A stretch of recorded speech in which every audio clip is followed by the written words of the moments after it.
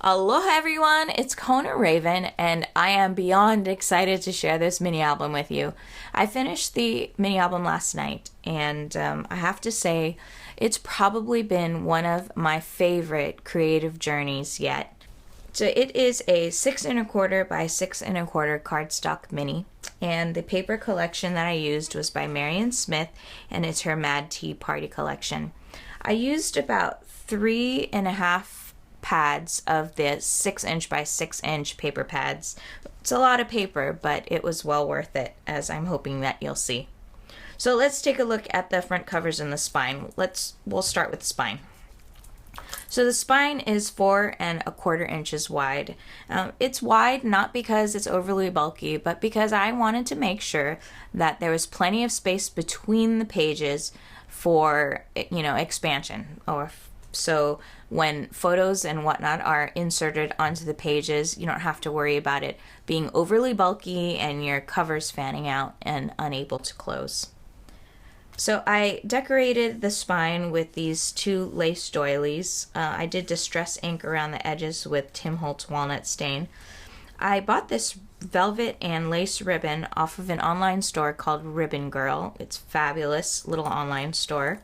And then I threw some charms together that I thought were appropriate for the Mad Tea Party collection. This is the back end.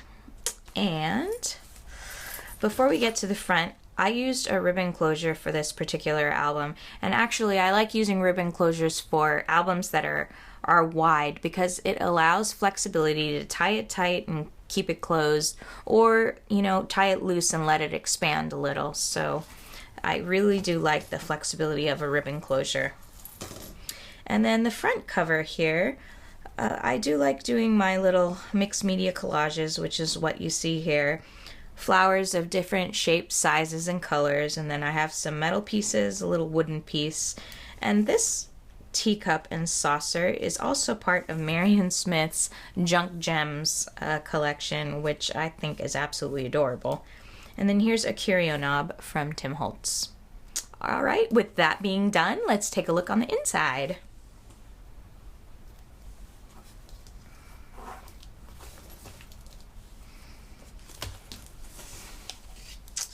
Alright, so as you can see, I did not leave this blank like I normally do. The interior cover, I had this really cute frame that I wanted to use, and of course, here's the fork, knife, and the spoon from, again, Marion Smith's Junk Gems that I wanted to use. So I decided to do a little decorative piece on the interior of the cover, and I really like the way it turned out. So on my first official page, I have a little booklet here that's also serving as a pocket, and it's just holding this tag down in there. And then this booklet is being held closed by a ribbon and a brad closure. And then this opens up once and it flips out twice, and then you have plenty of space for photos on the interior here. And then it's on a magnetic flap, so this opens up, and then you have 2 interior photo mats. And I have this in a majority of the pages within my album, and they all include this pocket here, which is great because it's tacky at the bottom and it makes it easier to slip your photos in and out. And you don't have to worry about it falling out. On my second page, this is where I started experimenting with closures. So first, this is a little belly band. Here's a cutout tag from the collection that just tucks in there. This is in pocket, and it's magnetic, and it also swivels out to reveal a photo mat on the inside. So this was one of my first experimentations with closures, and I really like the way that turned out. The second is another ribbon and decorative brad closure, so you just untie that and this comes down, and then this page flips up, so you have a photo mat here and space for a photo here, and then it also flips out for that interior photo mat with pockets. And then this ribbon just ties right over the top of the brad, just like that. And I will tie that up later. So this page is right out of my Rosarian mini album, which I've decided I'm not going to do a tutorial on the Rosarian, but I think what gained the most interest in the Rosarian was this particular page. So there's an on-page pocket here, and I just inserted a cutout from the collection. And then this little envelope piece has an envelope closure, and that just winds out. And then you open this decorative flap, and then you can fold this out, and you can see that there's 2 photo mats on the inside. And then if you close this up, this also flips down, and you can see that there's photo mats on the interior here. And then if that's not enough, it also flips up. So you have plenty of space for photos on the back as well. And as you can see, with just this one piece, you have enough space for 6 photos. And then if you put a photo mat in the pocket, you have 8 photos on one page.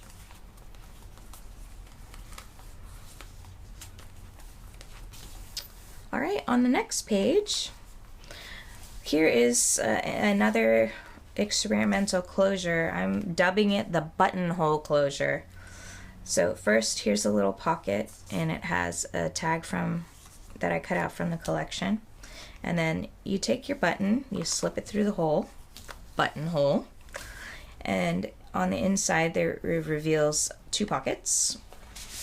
This is a 5.5 by 5.5 photo mat, and then in the second pocket I just stuffed 2 cutouts from the collection. And then this folds down so that you have 2 interior photo mats. And then you just stick your button back through, and it'll hold it in place. And I like it the way it turned out, because it looks like a keyhole, you know, when the button is in there, and I like that. All right, on my next page, here's a little booklet. It is magnetic, and it comes off completely. And then when you open it up, you put tiny photos, or you can even do some journaling there. And this booklet holds down this flap. So it flips back, and you have 2 photo mats on the interior, and then it also flips open, and you have 2 more photo mats. And then that just goes there. And then this actually flips down, and then you have the interior photo mats again. I had fun with this page. A lot of fun, actually. I like the way it turned out. So here is a pocket watch that I cut out from the collection. I did put some glossy accents on it. You can kind of see it there. And it's magnetic, so other than being decorative, though, it really has no function. I just like the way it looks. So if you take that off and put that to the side, here is a pocket, and it actually is a side pocket. So I have 2 cutouts from the collection, and they just go into the side. And then it's magnetic, so you can flip that open, and there's space for photo here, and there's certainly a space for photo here. And then here is a large photo mat that tucks into this top pocket here. That also has a magnet on it, and it's holding it down. And then you can flip that up, and you can see that there's space for photo here and also here. So you can put that up, and then the watch goes back on like that, and then it opens up to the left, and you have space for photos on the interior. Okay, I'm going to have to say that this is more of a belt than a belly band. So we'll undo the bow here, and then this flips open, and that allows your photo mats to open up freely, one to the left and then one to the right with an interior photo mat. And then this flips up for more interior photo mats and pockets. And then this just ties right back up again. All right. So I wanted to do something that looked kind of like a something that you'd see on a scrapbook page. So what I've done here is created 3 little evenly spaced bars, and then when you put your photo underneath it, it's you know, it's nicely matted on it, and it creates some interest, and I really like the way that turned out. And some people might even go as far as to cut their photos to the size of these, you know, and to layer it on there. And I've seen that on scrapbook pages before. So these aren't just decorative, they are swing tabs, so those swing out like this. And then this opens up, and then you have the second part to that on the back, plus the interior place for a photo. And then that just winds back up. And then this page opens up to the side for interior photo mats. This is probably one of the simpler pages that I've made for this particular album. Small on-page pocket, and it's got just a little cutout from the collection there. And then these 2 swing tabs swing out, and then there is a space for photos here. And then it also flips up, so you have plenty of space for photos here. Now this is a diagonal type of flap, and I did experiment with a lot of diagonals in this mini album. Of course, if you're building this mini album for yourself, you don't have to do it, but I thought it gave it a little bit of interest. And then on my last page, I really love this closure. It's something I hadn't seen before in a mini album. So it's again a button and ribbon closure, and I'm dubbing it the button cinch. So you undo your bows, and then you're gonna grab your button and then pull, and that's gonna loosen up the ribbons so that you can just put this aside. And you don't have to worry about the button falling off because it's on there quite well. Then you open up your flaps, which is revealing kind of an interior box. And then I have 3 photo mats on the interior of different sizes. That's a 5 by 5. This is a 6.5 by 4.5, and I think this is a 6.5 by 6.5. All right, and then those just all go right back in there. And then you close up your flaps, and you bring your ribbon back over, and then you grab the ends and you pull them tight, just like this. Sorry.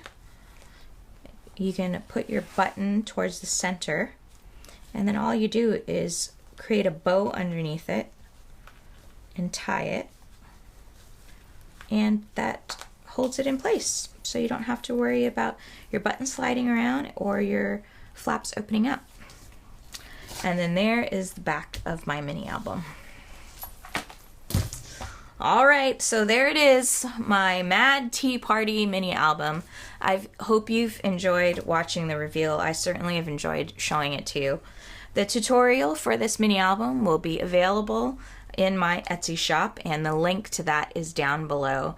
If you are interested in purchasing this, I made this one just because I wanted to use the papers, so it will also be available in my Etsy shop, and you can find the link down below.